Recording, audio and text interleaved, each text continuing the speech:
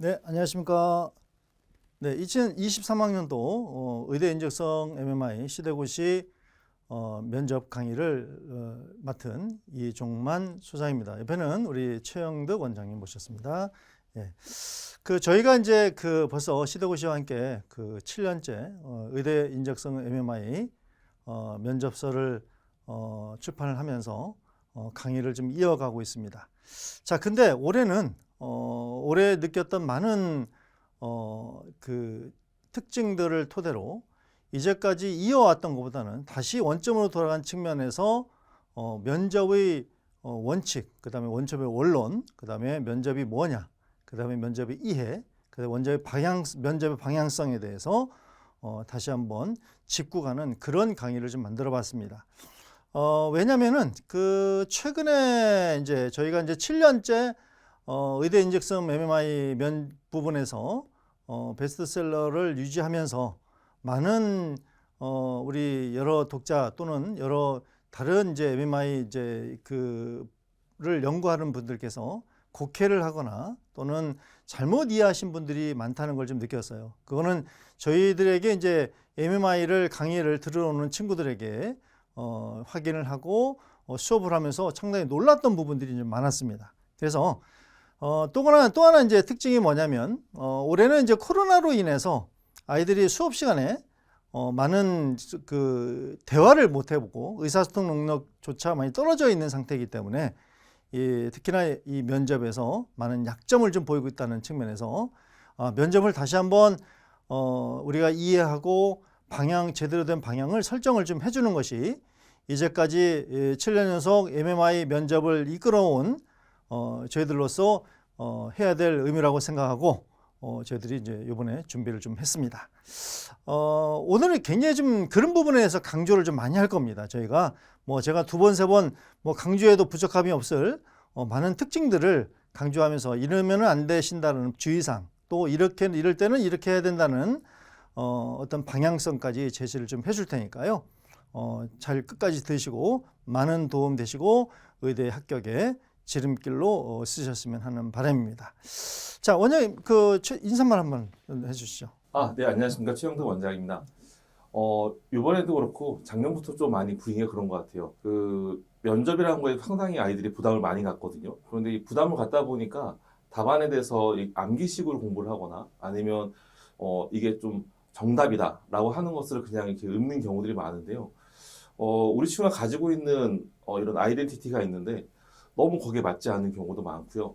그리고 우리 친구가 진짜 생각을 바르게 하고 있는 건지 자기 주관이 뭔지가 너무 달라져서 그 틀을 바꾸는 게 더 힘들었던 것 같아요. 맞습니다. 네.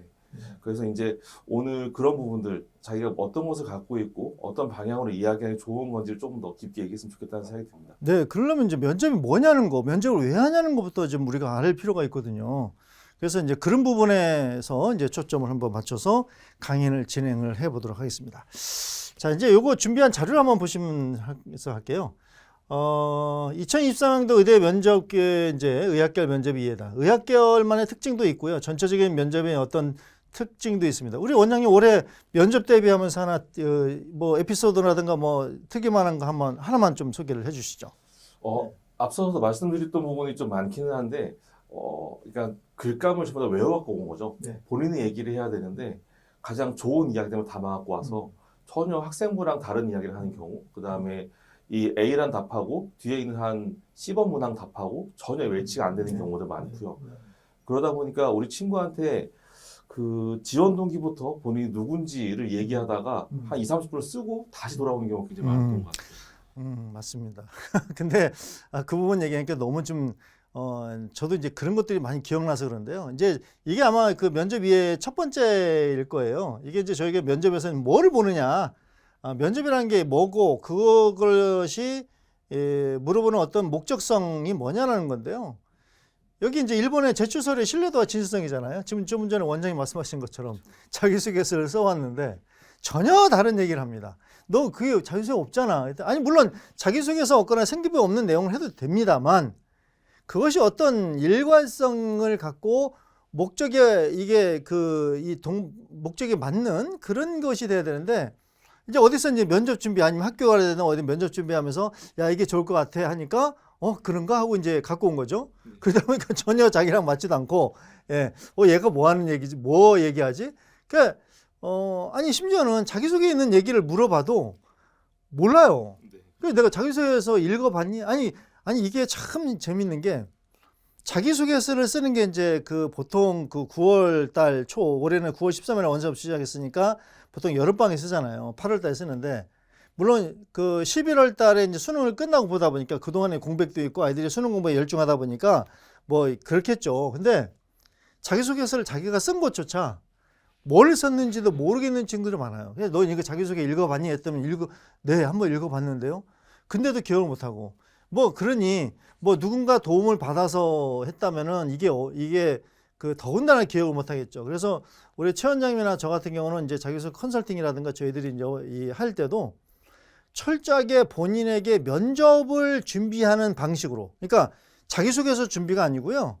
면접을 직접 그 면접 아이랑 면접을 본다는 식으로 질문하고 그 부분에서 체킹하고 그런 식으로 물어보고 이론적 심화에 대해서 정리를 하고 그것이 자기소개서 들어갔을 때 나중에 면접에서 대답할 수 있는지 이렇게 저희들이 좀 준비를 합니다. 그러다 보니까 이제 그런 친구들이랑 그렇지 않은 친구들이 확실하게 이제 구분이 됩니다.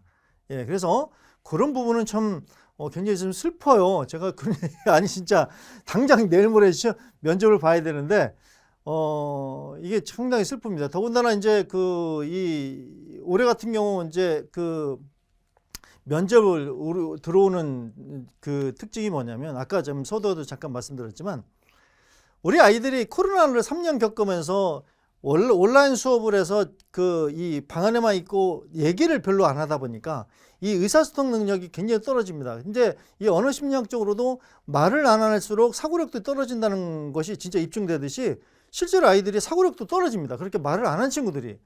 더군다나 독서 이 생활기록부라든가 대화 위시 전형에서 수상 실적과 독서가 많이 줄었다는 것 때문에 아이들이 독서량도 상당히 많이 준 것도 사실이거든요. 그러다 보니 얘기하는 것이 진짜 독서를 열심히 한 친구와 이런 친구들과 얘기하는 거의 폭이 깊이가 완전히 차이가 납니다. 예, 그런 어떤 문제점들이 있는가 하면 그러다 보니 이런 아이들이 우리 그렇잖아요. 제가 좀 너무 황당한 게요. 올해 이제 저희가 이제 미리 예약을 면접 대비라든가 미리 받잖아요. 그죠?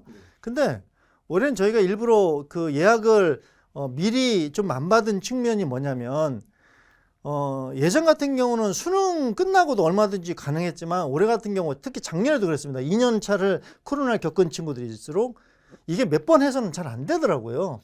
그래서 수능 끝나고 와서 이제 이게 뭐 계속해서 되면 물론 똑똑한 아이들이니까 두세 번만 해도 되긴 하지만 그래서 이제 그런 측면에서 저희들이 어떤 예약이라든가 MMI를 크게 지금 이렇게 줄기를 잡고 저희들이 생각을 안 하고 갔습니다. 근데 올해 그러다 보니 근데 어떤 일들이 발생했느냐? 대치동에 대형 학원 몇 개가 있는데 거기서 이제 한강실에 50명씩 놓고 이제 강의를 합니다. MMI를 특히. 근데 이 면접이라는 게 뭐 여기서 보시듯이 개인적인 서류라는 거예요. 개인 얘기라는 거예요. 그 다음에 MMI라는 것이 개인의 사고력과 개인의 능력, 그 다음에 개인의 윤리관, 개인의 가치관인데 그것을 획일적인 50명 속에서 이걸 강의를 듣는다? 이게 될 수 없는 얘기죠. 이게 말이 안 되는 얘기고 이거는 그러니까 이제 강의를 듣다가 좀 의대 정도 되려도 2차 합격자 애들은 똑똑한 아이들이지 않습니까? 그러다 보니까 애들이 듣다가 이건 아니다 싶어서 이제 연락이 오는 거죠. 엄마한테 전화해서 어머니께서 우리 애가 서울에 올라가서 그걸 듣고 있는데 이건 도저히 아니라 해서 전화를 드립니다. 어떻게 해야 되나요? 제가 요번에 그런 전화를 너무 많이 받았어요, 실은. 그래서 그런 부분에서 저희들이 올해 강의는 이렇게 해서는 안 되겠구나. 이걸 다시 원론으로 돌아가서 면접에 대한 정확한 이해부터 다시 가자. 그래야 우리 학부모님들이라든가 수험생들이 그런 좀 전에 말씀드린 것 같은 오류를 범하지 않고 책으로 제대로 준비를 읽고 오고. 그러니까 저희들 같은 경우는 저희 책을 읽고 오는 친구들이 대부분 많지 않습니까? 그죠? 근데 그러니까 책을 읽고 오니까 피드백 해줄 게 몇 번 안 돼요. 근데 그렇지 않은 상태에서 아까도 말씀드렸듯이 자기 자기소개서도 몇 번 보고 오지 않은 친구가 과연 이런 것들을 제대로 할 수 있을까? 예, 이런 게 참 걱정스럽습니다. 그래서 그런 측면에서 우리 어머님들께서 또는 우리 수험생들이 면접에 대한 정확한 이해를 좀 하셔야 될 것 같아요. 그래서 가장 기본적인 건 첫 번째, 개별 서류는 진짜 자신의 얘기니까 자신만의 포장을 했든 아니든 자신의 얘기는 무조건 숙지하고 거기에 대한 진정한 의미를 담고 있고 그다음에 그 의미를 머릿속에 항상 넣고 누가 물어볼 때 대답할 수 있어야 된다. 그다음 두 번째, 그것이 입학 후에 대학에서 얼마만큼 공부를 따라가고 적응하고 그다음에 그 대학을 졸업하고 나서도 얼마만큼 그 대학을 빛낼 수 있는 인간이 될 수 있느냐, 이런 거를 보는 거고요. 그 다음에 좀 전에도 말씀드렸지만 의사소통 능력, 상대방에게 자기가 갖고 있는 사고와 또 상대방이 얘기하는 것을 경청하고 상대방의 얘기하는 어떤 요점을 파악해서 그대로 그것을 반영해서 자기가 다시 한번 내뱉을 수 있느냐, 요거에 대한 능력. 그 다음에 의학계에서는요, 윤리관, 의학윤리, 그 다음에 의학적 가치관, 그 다음에 의학도로서의 어떤 이 뚜렷한 사명감 내지는 투철한 어떤 봉사 정신, 이런 것들이 좀 많이 요구를 합니다. 근데 그런 것들을 볼 수 있느냐. 자, 이제 의학에서는 이제 의학계에서는 요것이 특별하게 다른 면접, 다른 계열의 면접과하고 좀 달리 차별화됐겠죠. 그래서 이 면접은요, 우리 최 원장님이랑도 보통 이제 이렇게 오랜 동안 책을 같이 내면서 대화를 많이 했지만, 이 면접 문제는 철저하게 정답은 없습니다. 모범 답안은 있을 수 있어요. 왜 그러냐? 이거는 이제 철저한 오랜 기간 임상을 통해서 나왔다. 그러니까 누군가 이건 정답이 몇 번이야 이게 아니고, 예. 우리 모든 수능 문제라든가 이런 것이 과학적, 어떤 수학적, 어떤 언어학적 이렇게 입증이 돼서 이것이 맞다라고 하는 것을 배웠듯이, 그죠? 그것처럼 이 면접도 오랜 임상을 통해서 이렇게 대답한 친구들이 나중에 대학을 가서 이렇게 성장을 하고 이렇게 하는 것이 훨씬 더 이렇게 대답하는 학생들이 월등히 뛰어나더라는 임상이 있는 겁니다. 그 임상에 준하는 모범 답안이다라고 생각하시고 준비를 하셔야 된다. 이게 면접의 아주 기본적인 원칙인데, 요거를 그냥 뛰어넘고 그냥 면접 강의 50명 앉아 있으니까 누가 가서 목소리 큰 애가 그냥 그거 물어보지도 않는데요, 잘. 예, 교재도 없답니다. 그러니까 교재도 없고 그냥 그 중에서 돌아가면서 한 명씩 얘기하면 목소리 큰 애가 다 답인 줄 알고 그냥 그렇게 하고 있답니다. 더군다나 나중에 끝나면서 피드백을 해주는데 강의 시간에 강의했던 거랑 정반대로 얘기를 하는 경우가 간혹 있다는 거예요. 그래서 이게 대체 뭐냐? 그러면 결국 우리가 과학적으로 1+1이 2라는 것이 기본적인 어떤 우리 수학에서 또는 산수에서 얘기하는 어떤 공리적 특징이듯이, 마찬가지로 MMI라는 것도 마찬가지, 면접에서도 공리적인 성적, 공준과 공리에 준하는 어떤 기본적인 틀이 있다는 겁니다. 그거를 우리 부모님이나 우리 수험생들이 알고 가셔야 된다는 거예요. 그래서 오늘은 제가 계속 한 3-4번 강조를 할 겁니다. 그런 부분을. 너무 제가 화도 나고 이런 부분에서 너무 안타까워서 강조를 할 거니까요. 어머님들께서, 수험생들께서 유의를 하셔서 보시기 바랍니다. 네, 그러면 이제 우리 면접이란 뭔지 평가 요소별로 우리 최 원장님께서 구체적으로 한번 설명을 좀 해주시죠. 네. 이 표는 한 10년 전부터 입학사 정관님들 교육이라던가 이럴 때 사용했던 표라서 꾸준히 나타나는 자료들인데요. 이제 기본적으로 저희가 인지적 요소랑 비인지적 요소를 나타냈는데, 사실 우리 학부모님들이나 학생들이 인지적 요소, 비인지적 요소보다 사실은 인지적 요소만 바라보고 준비하는 경우가 상당히 많죠. 그래서 오히려 이 표에서는 비인지적 요소라는 것도 이런 거 있다라는 걸 다음 페이지 좀 더 볼 필요가 있고요. 지금 여기서 나오는 인지적 평가 요소에서는 신경 쓰셔야 될 부분들은 면접에서 무엇을 자소서나 학생보다 더 볼 것이냐인 겁니다. 그런데 여기서 강조할 것들이 사실 이런 표현들이거든요. 네. 적절한지, 네. 그 다음에 얼마큼의 호기심을 갖고 있는지, 네. 사실 이런 것들은 서류에서 보여줄 수가 없는 부분이라 면접에서 본인이 더 잘 말을 해야 되는데, 네. 문제는 우리 소장님께서 말씀하셨던 것처럼 계속 아이들이 자기가 학생물 자소서에 있는 내용과 다른 내용을 주장하는 경우가 많다는 거죠. 네, 그렇게 되기 때문에 우리가 학생부하고 자기소개서에 어떤 내용이 녹아있는지 확인을 하고 거기에 맞는 연결 짓는 방점들을 얘기하는 게 중요하다라고 말씀을 드리고요. 크게 말씀드리면 이 전공 적합성하고 학업 역량 두 가지를 어떤 관점을 바라볼 것이냐, 이런 부분에서 말씀드릴 수 있을 것 같습니다. 그럼 주로 이제 자기소개서는 이제부터는 없어지니까 내년부터는 그럼 생활기록부에 있는 어떤 내용 위주의 어떤 점검이 되겠네요, 그죠? 그렇죠. 네. 선생님이 말씀하신 가장 중요한 부분이 있는데, 우리 친구들이 학생부를 연습하고 온다라고 하면 보통 학생부의 활동명을 밑줄 쳐서 오시는 분들이 많아요. 네네. 그래서 활동이 무엇인지는 이해하는 거가 많은데, 그 뒤에 그 활동을 한 다음에 어떠한 평가를 받았는지에 대한 부분 전 생각하지 않고 와요. 심지어는 본인이 찬성치기인지 반대치기인지도 모르고 토론을 가지고 온 경우도 있더라고요. 이제 그런 것처럼 여기에서는 분명히 뭐 창의성을 강조하고 있는데 왜 이 친구는 창의성이 아니라 분석력을 강조하고 있는지 이런 부분도 이상할 거거든요. 그러니까요. 그러니까 우리 그 학부모님들이 이제 우리 학생들이 수험생들이 좀 이렇게 생각해야 될 게 점수를 주는 포인트가 뭐냐는 거를 좀 이렇게 인지를 했으면 좋겠어요. 그 점수가 가장 높은 게 예를 들어서 어떤 진실성도 중요하겠지만 똑같은 예를 들어서 똑같은 실험, 예를 들어서 뭐 전기영동 실험을 했다. 모든 학교마다 거의 전기영동을 다 한단 말이에요. 그러면은 그 전기영동에서 너만의 어떤 창의성이 뭐냐는 거를 좀 보여주는 게 좋은데 그런 거를 물어보면 했다는 건 알아도 뭘 했는지 선생님 그거요 그냥 학교에서 하라고 해서 했는데요. 이게 제가 그러다 보니 이게 점수를 얻을 수가 없죠. 예, 그래서 이런 것들을 우리가 좀 그 사전에 하면서 꼭 면접 준비뿐만이 아니라 미리 그 활동을 하면서 좀 메모를 하고 생각해놓고 가는 것도 좋지 않을까라는 생각도 해봅니다. 그죠? 네네네. 자, 그러면 이제 우리 그럼 비인지적 영역을 한번 그 설명을 좀 해주시죠. 네. 이 부분이 이제 우리 친구들이 코로나 3년이라는 시간 동안 네. 가장 많이 이제 문제가 생긴 부분이다라고 느껴지는데요. 그 사실 이제 학생부에서는 예전까지는 사실 공동체 역량이 아니라 인성이라는 표현을 썼었죠. 그러다 그렇죠. 보니까 인성은 여기서 나오는 봉사정신 아니면은 책임감 이 정도로만 생각을 하고 학부모님들이나 학생들이 여기 협동심, 도전정신, 역경 극복 이런 거 전혀 생각 못하는 경우가 많습니다. 그래서 아마 이번에 새로운 학생부 종합전형 평가 방안에서는 이 공동체 역량이라고 표현을 한 것 같은데요.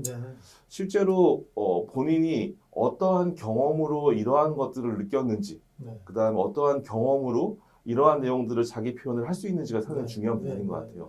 그런데 이런 부분을 써라라고 하면 대부분이 발표를 할 때 봉사활동, 그 다음에 뭐 리더십 활동 이제 이런 것만 얘기를 하는데 사실 전공에서 했던 친구들 간의 팀 활동에서도 충분히 나올 수 있거든요. 그래서 이제 그런 부분에 대해서 이야기하는 것이 좀 아쉽다인 거고요. 앞에 인지적 평가에서는 모든 부분을 다 갖출 수 있다라고 하면 사실 이 비인지적 요소 같은 경우에는 없는 친구도 있습니다. 그렇기 때문에 나중에 우리가 MMI 면접을 한다거나 아니면 재시험 면접을 할 때 이 친구는 이런 부분이 별로 없는 친구이고 이런 강점이 있는 친구인데 색이 다르다 이렇게 느끼는 경우도 많을 거거든요. 맞아요. 저도 이제 원장님 말씀에 공감하는 게 뭐냐면 이제 특히 우리 학부모님들이 더 중점적으로 이 부분을 봐야 될 이유가 또 있습니다. 아까 소대도 말씀드렸지만 이제 2024학년도부터는 자기소개서가 없어집니다. 물론 뭐 일부 대학에서는 자기소개서를 다시 부활을 하자라고 움직임이 있습니다만 이런 영역에 이제 한계점이 있기 때문에 거죠. 이제까지 이제 자기 생활기록부 글자 수도 줄어들고 있는 상황 속에서 그 한정된 글자 수에서 우리가 이런 영역까지를 모두 파악을 하려는 것이 상당히 한계성이 있다. 그래서 아마 면접이 더 강화되는 이유일지도 모릅니다. 예. 생활기록부도 이제 글자 수가 줄고, 그 다음에, 수능도 이제 최저 위주로 가고, 그 다음에, 지역 선발이라는 지역 우선 선발 또는 뭐 지역 인재 선발 등 교과 전형이 이제 조금 더 확대가 됐지 않습니까? 그러다 보니까 좀 더 이런 역량이 있는 친구들을 어떻게 이제 평가할 것이냐. 결국 면접뿐이 없다는 거죠. 그래서 서울대학교에서도 뭐 정시에서도 20%를 이게 내신 반영을 한다. 근데 내신 반영이 아니라 실제로는 정량평가가 아니라 정성평가로 면접 형식으로 직접 대면 면접은 아니지만 현기부를 통해서 면접 방식으로 이제 채점을 하겠다. 이게 이제 서울대 방식입니다. 그것처럼 면접 역량이 그만큼 강화되고 있고 계속해서 예전에는 30%였던 것이 지금 50%까지 면접이 늘어났습니다. 특히 의대도 그죠? 네. 그래서 그런 부분은 이런 부분을 보고자 하는 거예요. 예를 들어서 우리 이제 인성에서 이제 협동심이라는 게 있습니다. 그죠? 우리 어머님들한테 그래요. 아니, 어머니, 이 생활기록부상에서 협동심을 나타낼 수 있는 단어가 뭐가 있을까 하면 못 찾아요. 네, 그렇죠. 못 찾아요. 근데요, 발표라는 거, 예를 들어 드릴게요. 발표 있잖아요. 자, 발표를 왜 한가요? 나만 아는 게 아니죠. 내가 알고 그것을 남들에게 발표함으로써 남들이 인식하는 거잖아요. 자, 그럼 이게 협동섬이에요. 같이 나누는 거잖아요. 예. 자, 이렇게 생각을 하시면 되는 거거든요. 그런 사소한 것들입니다. 예, 그래서 그런 것들을 이제 저희가 항상 생활기록부를 어떤 우리 친구들에게 컨설팅을 하면서도 굉장히 중점적으로 얘기하는 파트고, 그래서 생활기록부에 가면 갈수록 이런 영역이 좀 더 짧은 글자지만 녹아 들어가는 것이 굉장히 중요하다는 말씀을, 자기소개서가 없는 전형일수록 더 중요하다는 말씀을 드립니다. 자, 그러면 면접 유형에 대해서 잠깐만 설명드릴게요. 제가 이제 이 부분에 대해서 이제 우리 원장님이랑 또 말씀을 드리겠지만, 좀 전에 이제 서류 기반 면접이라는 것이 이제 제출 서류의 진실성과 신뢰성을 객관적으로 평가하는, 요게 이제 서류 기반 면접의 특징입니다. 자기소개서, 생활기록부, 아까 뭐 생활기록부 말씀하셨죠. 근데 제가 이제 우리 이 학부모님들께 퀴즈를 하나 하는데, 우리 원장님께서도 한번 대답을 한번 같이 맞춰볼까요? 학생부 교과 전형, 자, 1등급, 올 1등급 1.0을 찍은 친구입니다. 과연 1.0을 찍은 친구들, 생활기록부 상에서 1.0이라고 돼 있는 친구를 의대에서 뽑는다. 그랬을 때, 과연 우리가 이제 세 가지, 자, 네가 학교에서 공부를 얼마만큼 열심히 했고, 그 공부에 대한 학업 역량을 평가하는 것이 맞을지, 첫 번째. 두 번째, 인성적인 부분을 평가하는 게 맞을지. 세 번째, 이 MMI 같이 다면으로 해서 평가를 하는 것이, 그러니까 뭐 생활기록부 확인 같은 거 전혀 안 하고, 예, 요 세 가지 다시 한번 말씀드릴게요. 생활기록부 상의 확인, 그 다음에 인성에 대한 확인, 세 번째 이제 MMI, 요 세 개입니다. 자, 근데 요 세 개인데, 이 의대 이게 1.0을 찍은 친구들은 그 세 가지 중에서 어떤 거를 위주로 봐야 될 거라고 생각하세요, 우리 원장님? 아무래도 인성적인 분이 먼저 할까 생각이 들어요. 그쵸. 네. 근데 요즘 이게 대학마다 다 달라요. 예. 그러니까 이게 이런 거죠. 예를 들어서 지방의 1등급과 뭐 휘문고등학교 1등급의 역량의 차이가 나겠죠. 그러니까 어느 대학에서는 교과 역량을 물어보는 경우도 있어요. 그렇죠. 교과 역량을 물어봐서 교과 내용을 물어봅니다. DNA 과정, 뭐 mRNA, 뭐 백신이 어떻게 만들어지는지 아는 대로 한번 얘기를 해봐. 네네. 왜냐면 이거는 이제 시사가 아니라 생활기록부상에 있는 자기 활동을 물어보는데, 그게 이제 깊이가 좀 있는 거죠. 예. 그러니까 실제로 이걸 네가 했는데 어느 생각을 했고 어느 정도 깊이가 알고 있느냐, 요 확인. 요 확인을 의외로 많이 하는 데도 있었는데, 거꾸로 교과 전형인데 불구하고 뭐 어차피 생활기록부상에 성적은 나와 있으니까 그런지 몰라도 아예 생활기록부는 자기소개서도 안 받았어요. 그 대학은 자기소개서도 안 받고, 안 받았는데 불구하고 이 생활기록부는 하나도 질문 안 하고 그냥 의학윤리 인성만 물어보는 대학도 있었습니다. 예, 이게 이제 그만큼 다양하게 이루어진다는 거예요. 다양하게. 그래서 저는 제가 뭘 말씀드리고 싶어서 그러냐, 요 5개, 이 6개는요, 5개죠, 5개.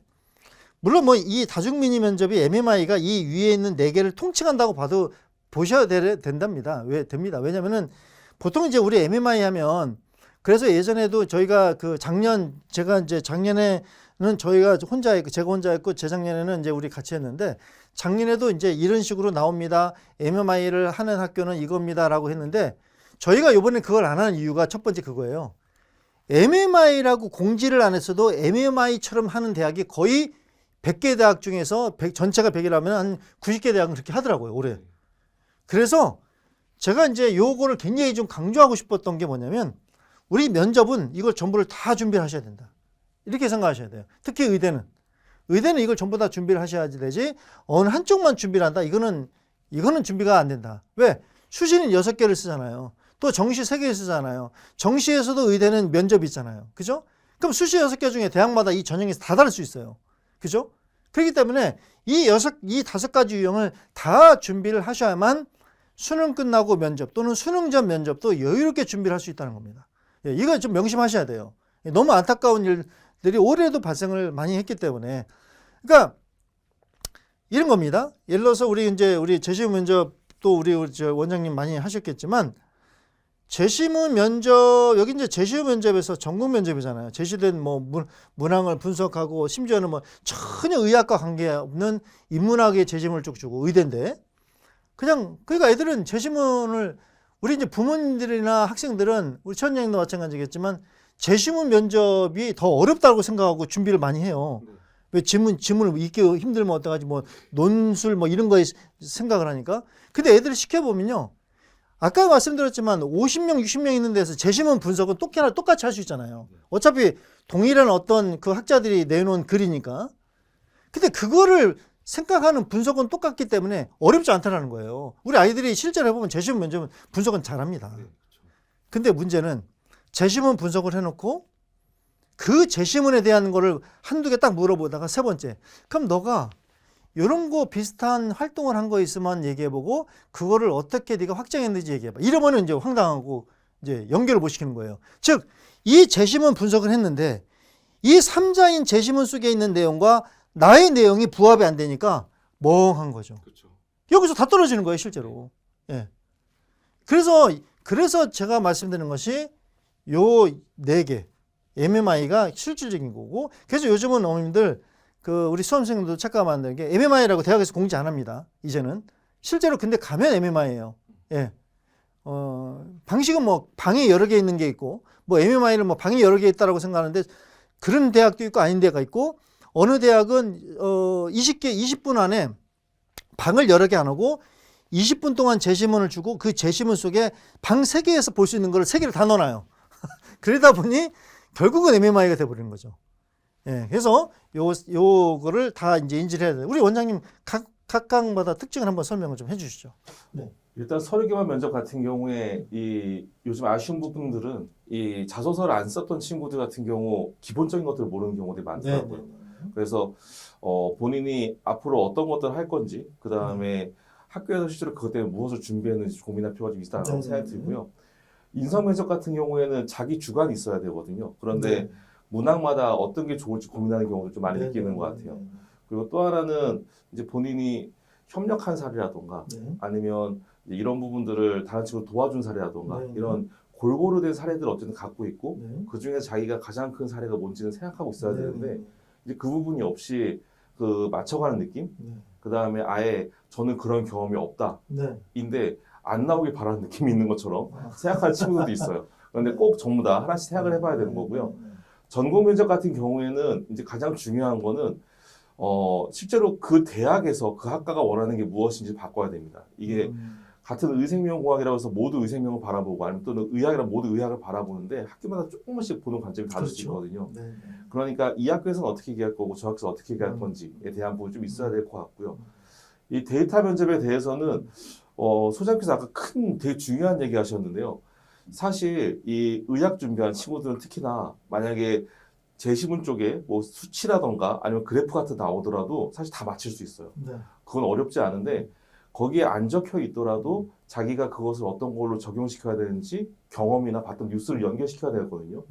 전혀 그런 준비가 안 돼 있거나 사실 자기가 하는 활동하고 그 다음에 앞에서 재시문에 나왔던 내용하고 일치하지가 않는 경우도 많거든요. 그래서 애초에 재시문을 보면서 내가 어떠한 생활을 했던 어떤 활동이 여기랑 연결되는지 미리 생각해보고 답할 준비를 해야 방향이 달라지지 않는다. 이 정도 말씀드릴 수 있을 것 같습니다. 그러면 저는 좀 덧붙인다면 의대 면접은 이제 대부분 재시문 면접으로 가더라고요. 인성 면접도 여기 보시면 제시된 상황을 통해서인데 이제 글로 말로서 설명한 경우도 있지만 대부분이 글로서 하다 보니까 독해력이 상당히 중요합니다. 독해력을 그 문제를 통해서 데이터 분석은 잘하는데 데이터 위에 서두에 언급된 내용을 아이들이 독해를 잘못해갖고 그 데이터를 거꾸로 읽는 경우도 많아요. 예, 그래서 이런 것들은 재시문은 독해력이다. 근데 아까도 말씀드렸듯이만 의대 1차 합격자 아이들은 어느 정도 재시문을 볼 수 있는 능력, 독해력은 있더라. 그 속에서 이 평가니까 그 부분은 큰 문제점은 되지 않겠지만 그래도 독해력은 요구한다라는 거 꼭 우리 아시고 준비를 좀 하셨으면 좋겠습니다.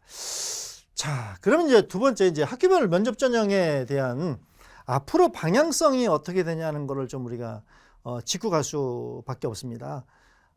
지금 이제 올해 이루어진 작년과 2022학년도와 2023학년도에 이루어진 의대 면접을 토대로 앞으로 이렇게 될 것이다라는 어떤 전망을 좀 한번 해볼게요.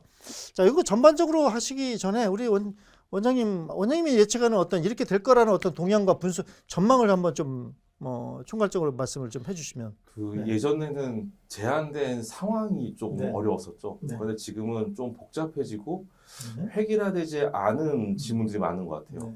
그러니까 본인이 뭔가 답이 있을까라고 고민하지 않고 주관을 가지고 방향을 잡는 게 중요할 것 같고요. 네. 그리고 예전에는 어떤 전공에 대한 책들을 많이 읽으면서 좀 깊이 있게 나갔다면 지금은 여러 가지 상황들에 대한 고민들을 해봐야 될 것 네, 같아요. 맞습니다. 특히나 경험이 떨어져 있는 게 더 네. 그런 것 같고요, 친구들이. 그래서 그 부분을 조금 더 신경 쓰고 본인의 그 생활하고 좀 매칭을 시키거나 학교 활동하고 매칭을 시키면 앞으로는 그런 친구들이 훨씬 더 유리하지 않을까? 네. 그렇게 생각합니다. 그래서 이제 아까 처음에 출발하면서도 저희가 말씀드렸듯이 이 코로나를 2, 3년 겪으면서 아이들이 부족했던 활동들 과연 뭐냐는 걸 짚어볼 필요가 있다는 거죠. 이제 그거에 대해서 그 중에서도 뛰어난 애들을 좀 뽑겠다. 이런 측면이 강합니다. 그래서 좀 전에도 말씀드렸지만 예전에는 제시문 없이 그냥 갔던 부분도 제시문을 굉장히 좀 많이 활용을 한다라는 거를 좀 그만큼 독서량을 좀 체킹을 하는 것 같아요. 상당히 그 많은 글을 굉장히 소재를 좀 많이 줍니다. 그러니까 그거를 짧은 시간 안에 이제 하려니까 이제 독해력이 좀 필요한 거죠, 실제로.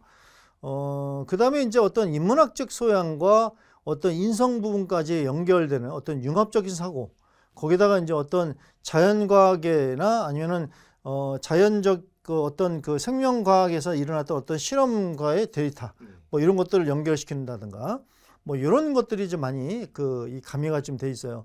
저희가 이제 뒷부분에도 몇 가지 이제 그 샘플을 좀 넣어놨지만요. 실은 그런 식으로 어떤 굉장히 좀 융합적인, 그러니까 우리 그 수능 국어에서 그 비문학을 이 과학적 비문학을 많이 공부했던 친구들에게 굉장히 유리하지 않겠느냐라는 그런 전망도 좀 내봅니다. 가면 갈수록 그렇게 되고 있고 대학들이 거의 지금 대등소야하게 그렇게 좀 가고 있는 추세입니다. 그래서 구체적으로 좀 한번 좀 보면요. 좀 전에도 말씀드렸지만 그 면접 역량은 가면 갈수록 강하고 수능이 이제 최저를 맞추고 또 교과 전형이 늘어날수록 어떤 주요 고등학교와 어떤 이 지방의 어떤 고등학교, 즉 똑같은 동일한 성적상에서의 어떤 역량 차이를 면접에서 측정하겠다는 것이 굉장히 좀 강한 구분점입니다. 그 다음에 이제 두 번째, 제한되지 않은 그 다양한 방식을 좀 시도하고 있다. 아까도 말씀드렸지만 예전에 뭐 연극했다, 뭐 연극이나 이런 거였다면 그렇지는 않고 방을 자꾸만 늘려가는 추세로 가는 대학도 있고요. 그 다음에 어떤 지문 속의 상황, 그 다음에 어떤 윤리, 그 다음에 가치관, 뭐 이런 것들을 다 섞어놓고 그거를 한 번에 통으로 물어보는 것도 있고요. 상당히 좀 많은 그 방식들이 도입이 되고 있습니다. 그 다음에 제시문 면접이 이제 더 강화될 거다. 올해 최근에를 보면 제시문 면접이 강화될 것이다라고 생각하고요. 그 다음에 지금 좀 전에도 우리 그 최원장님께서 말씀드렸듯이 결정적인 변별력은 이제 비인지적 능력이다. 어차피 공부라는 것은 뭐 수학이라든가 국어라든가 어떤 이런 부분 또는 수능 최저라는 부분은 학습적 역량으로 이제 걸러졌을 테니 비인지적 역량에서 네가 얼마만큼 의사로서의 역량을 발휘할 수 있느냐. 라는 거를 좀 볼 것 같아요. 그래서 비인지적 역량이 그 제시문에도 보면 올해도 보면요. 이 제시문 기반에서도 비인지적 역량이 훨씬 더 늘어났다는 걸 좀 볼 수 있습니다. 그래서 아마 교과 전형인데도 교과에서의 어떤 수월성을 체킹하기보다 교과 똑같이 1등급 맞았으면 야 좋아 대신 비인지적용을 볼게라는 것 같아요. 그 다음에 또 하나 이제 다섯 번째로 이제 실수를 우리 학부모님이나 수험생들이 실수를 많이 하는 거. 제발 좀 모집 요강이나 기출문제만 묻지 마라. 만 믿지 말고 그 다음에 뭐 인터넷이라든가 유튜브만 믿지 마라. 실제로 여러 군데를 직접 한번 상담을 해보고 수업도 한번 들어보고 미리 그럼 여름방학, 3학년 올라가는 여름방학, 3학년 올라가는 겨울방학, 3학년 때 여름방학을 통해서 또는 아니면 생활기록부를 3학년 1학기를 마감하는 시점에서라든가 이런 식으로 내가 생활기록부 3학년 1학기를 쓰면서 내가 뭔가 부족함이 없는지 상담을 하면서 한번 그런 것도 한번 짚어볼 필요가 있습니다. 실제로요. 예.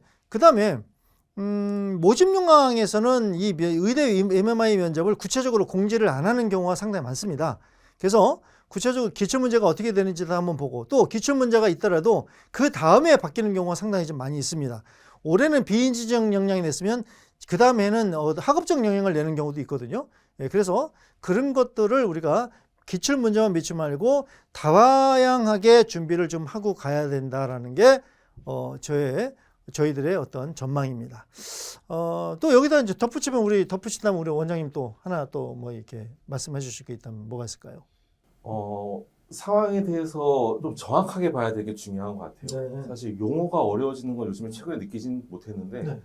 상황에 복합적인 요소들이 많이 들어가 있어요. 그렇죠. 그래서 어떤 한 문장, 두 문장이 그냥 크게 보는 것이 아니라 이게 왜 거기 들어갔을까를 생각해 보는 게 필요하는데 나중에 그걸 보고 들어가지 않아서 이야기하다가 이 단서에 대해서 어떻게 생각하냐라는 거에서 걸리는 경우도 많이 있거든요. 그래서 여기에서 요 단서라는 게 여기 있는 이 지문이라는 게 어떤 의미를 보완해 주는 건지 아니면 어떤 의미를 더 부여해 주는 건지를 잘 보고 들어가면 조금 더 섬세하게 면접 그렇죠. 답변할 수 있을 것 같습니다. 이 상황은 맞습니다. 이제 비인지적 능력에서도 그렇지만 상황은 그 디테일함이거든요.